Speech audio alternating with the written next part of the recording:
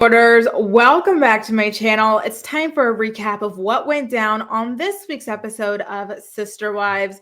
Okay, right off the top, Meri seriously needs to get a freaking clue. I feel embarrassed for her half the time that she is on the screen because she is just so ridiculous in this relationship with Kody, if I could even call it a relationship. How many times does this man have to show you and tell you he couldn't give a single F about you before you get the hint and move on? Granted, he is a spineless coward for stringing you on and treating you poorly instead of just dumping you, but she's got the power to walk away, and it's frustrating to watch her be such a fool. So we kick this episode off with her inviting Kody over so she could break the news about moving. And of course, Robin is there too, because in last week's episode, she had asked Robin to come along with Kody so that she can help break the news to him and everything. As if Kody was going to freak out and be all upset. Meri, he doesn't give a crap about you. He's happy that you're leaving. When is it gonna click for this poor girl? So we get this long lecture, by the way, when Kody and Robin get into the house. So he's sitting on one far end of the table, Robin sitting on the other far end closer to Meri. And then Robin and Kody start talking about how they're never allowed to be affectionate in front of the other wives and whatnot. They're not allowed to quote unquote love each other. I'm like, ciao. Anyway, let's get to the storyline for this week, because I really could not care less about whatever y'all want to whine about this week. So Meri, she does a lot of bumbling around, and then she finally breaks the news. And again, like I said, Kody couldn't care any less if he tried. He's like, that's it, you're leaving? Finally? What the hell? Then he does his confessional, and in his confessional, he tells us, the viewing audience, that this marriage has been dead for ages, and he's waiting for her to catch on to it. I am telling you, Kody literally hates Meri. It's so embarrassing. Watch her work herself up so much for a man who hates her. Girl, don't you have a kid or something to show a good example to? Stand up. Again, I just want to reiterate though how pathetic it is that Kody is supposed to be some leader of all of these women and all of these families and whatnot, but he does not have the balls to end a relationship when it's over. That to me is disgusting in and of itself, that he would just treat her so terribly instead of just saying formally that he wants to break up. I hate that about him. And I find a lot of men are like this. They'll just start acting like crazy towards the end of a relationship instead of just breaking up. Then you've got to be the one to do it because they're such cowards. I don't understand. Anyway, now, so they have Kody did that confessional where he's like, yeah, this has been over. I don't care that she's moving. She can move to the North Pole if she feels like it. I don't give a shit.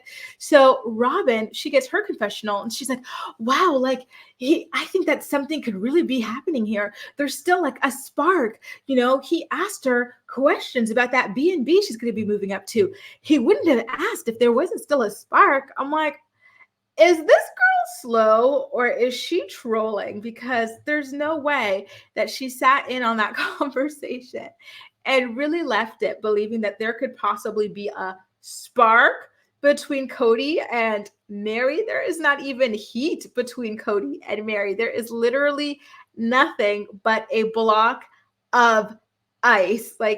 She's nuts. I'm sorry, but she's nuts. So, then she starts crying. As usual, her crying does not involve any tears. And she's like, oh my God, sometimes I feel like it's a deal breaker that Kody doesn't try to get along with his other wives. I wanted to be the plural marriage. This is horrible, And she's sobbing with no tears coming out. And it's girl, stop.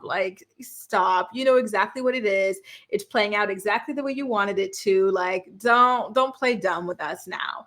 And then she starts goading Meri into telling Kody that the move doesn't mean that she's leaving him or the family behind.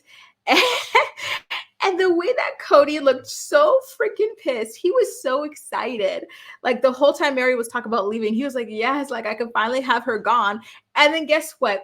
In true Toby fashion, Meri, who's got literally no dignity left, she's like, but I don't want you to think this means I'm leaving you in any capacity. And you can see Kody's face drop. He's like, Really? Really, all this stuff I'm putting you through to try to get the message out to you that I don't care about you, and you're out here making proclamations that you're not leaving me or the family. Like, he looked ready to cry. He was so pissed that Toby is still not yet ready to leave him. Oh my God. I'm sorry, but I laughed so hard when she said that. I was like, oh my God, Meri. Wow. And then, like, to add insult to injury for her, she starts crying about, like, how she doesn't want to leave him or the family. I'm like, girl, please, like, Black Friday is coming up. Let's buy you some dignity because this is embarrassing. I am embarrassed for you. You were behaving in a very pathetic way. Like, truly, like, get the hint at a certain point and move on with your damn life. So, at this point, she's like talking about how she doesn't know where to live because she will be having a room in the B&B, but then she still also wants to be in where is this that they're at? I forget. Flagstaff, but not in the house that she has now because she's got this huge, beautiful home, but she needs to downsize. So she wants somewhere small, but she doesn't know where.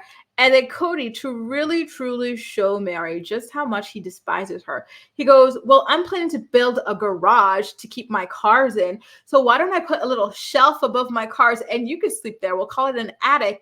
What does he call his garage? A barnatorium, like a barn or something like that? Like, Meri, he's trying to put you in to sleep with his car. And you know what he's going to do to you, Meri, because you refuse to leave his ass and he is too cowardly to leave you. He's going to leave the key in the ignition while you're sleeping and poison you. So don't do it. So she gets pissed off. She's like, wow, he wants to put me in a barn, in an attic of a barn with like all his old things and whatnot. Like, wow, that's crazy. Like, girl, the crazy thing is you're still having conversations with him, talking about, I don't want you to think I'm leaving you, like all sorts of stuff. Like, they're all nuts.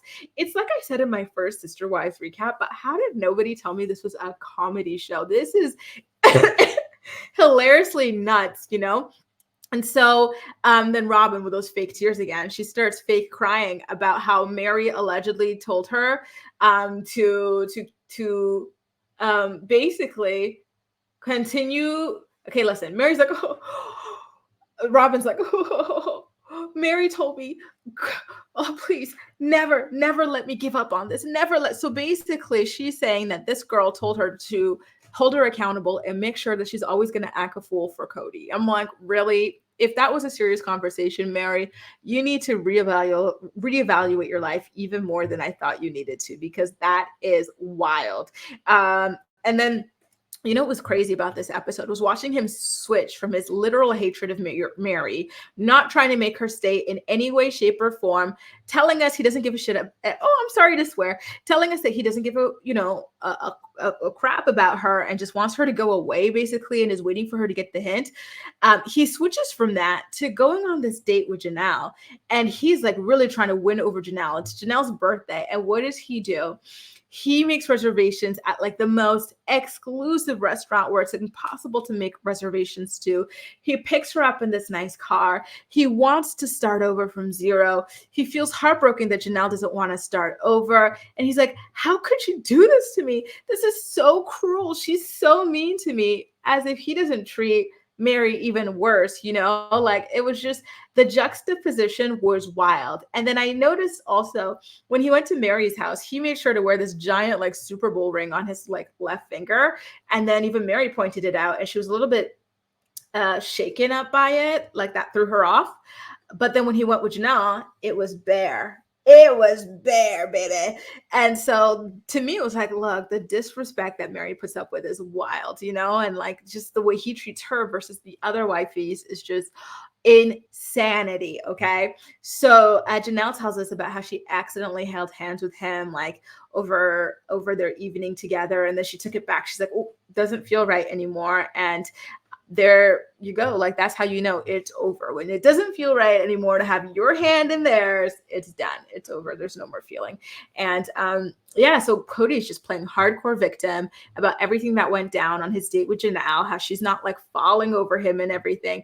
But he wants us to feel bad for him when he has literally no empathy whatsoever for Meri, who he has been stringing along for the better part of a decade. Like, it's just ridiculous how self-centered and egotistical this prick of a man truly, truly is. Anyway, you guys, that does it. A recap of what went down on this week's episode of Sister Wives. As usual, I'm more excited to hear what you have to say about everything. So please make sure to leave all of your thoughts and opinions in the comment section down below. And as usual, we'll chat. That's all for now. Thank you so much for watching, and I'll see you next time.